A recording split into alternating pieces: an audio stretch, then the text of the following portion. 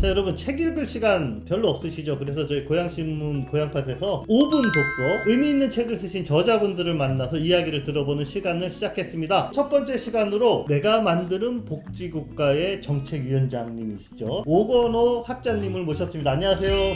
안녕하세요. 대한민국을 대표하는 복지 정책 분야의 전문 사회학자십니다. 그래서 이번에 내신 책부터 소개를 좀 해드릴게요. 제목이 연금에 대해 말하지 않는 것들, 주제가 30대 기자와 60대 연금학자가 주고받은 한국인의 노후 이야기, 전혜원 작가님과 오건호 우리 회장님께서 함께 쓰셨습니다. 짧게 이 책 어떤 책이다 소개를 좀 해주세요. 지금 연금개혁 논의가 한참이거든요. 그리고 진도가 잘 안 나가요. 제가 오랫동안 연금개혁 논의에 참여하면서 무엇이 가장 문제일까? 연금개혁에서는요, 팩트예요. 특히 이제 한국의 국민연금제도가 복잡하고 미래 재정이 불안정하다 보니까 있는 그대로의 사실 확인이 무척 중요합니다. 근데 이런 것이 충분히 전달되지 않고 있고, 있는 그대로의 실체를 보자라고 하면서 이게 너무나도 중요하다고 생각되는 내용들이고 시민들이 꼭 알리고 싶은 그런 걸 담았습니다. 이 연금 문제가 정말 우리나라의 모든 세대들에게 적응이 되는, 일단 노년 세대와 젊은 세대를 약간 구분해서 좀 이야기를 해주시죠. 연금제도는 세대 간 계약이에요. 그래서 지금 현재 우리는 현세대입니다. 우리가 가입을 하고 보험료를 내고 우리가 얼마 받을 거를 결정을 했어요. 우리가 국민연금은 9% 보험료를 내고 나중에 소득대체로 40%를 받을 예정인데, 문제는 실질적으로 우리가 국민연금을 받는 그 시점은 지금이 아니고 우리가 은퇴 이후 30년 40년 뒤이거든요. 그때 후세대들이 지급을 하거든요. 그래서 세대 간의 공존, 세대 간의 지속 가능성이 무척 중요합니다. 근데 모든 의사결정은 현세대가 해요. 지금 현재 국민연금은 미래 재정 지속 가능성에 있어서 거의 빨간 등에 가까울 만큼의 위험 신호를 지금 안고 있습니다. 결국은 우리 현 세대가 책임 있는 실천을 해야 되는 거죠. 그래서 그걸 알리고 싶은 겁니다. 지금 뭐 국회에서 연금개혁 논의가 이루어지고 있는데 거기에 참여하신 분들이요, 다 현세대예요. 아직 이 연금개혁 테이블에 없는 저쪽 편에 있는 아이들까지 대변할 수 있는 그런 성숙성이 필요해요. 지금 우리는 조금 너무 현세대 이해관계에 얽매여서 연금개혁 논의를 하고 있다고 생각합니다. 정치인들이 이런 거를 빨리 서두르지 못하는 그런 이유는 뭘까요? 우리가 받을 만큼 지금 우리가 낸다면 어느 정도 보험료를 내야 될까?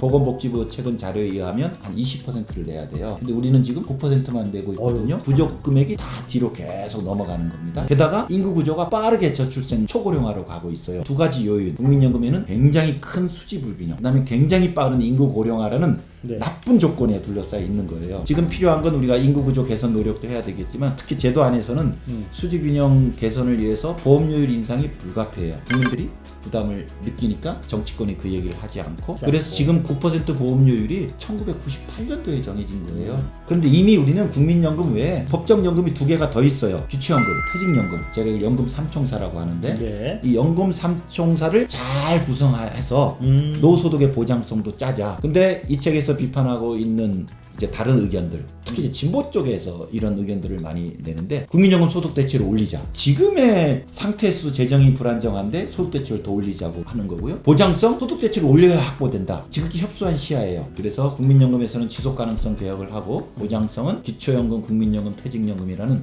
연금 삼총사로 재설계하는 적절하고 합리적인 방안이 있다고 생각해요. 그래서 이 책에 그런 내용을 담았고, 우리 시민들께서 이 책을 읽으시면 미래와의 공존을 위해서 책 있는 조치를 취해야 되겠다.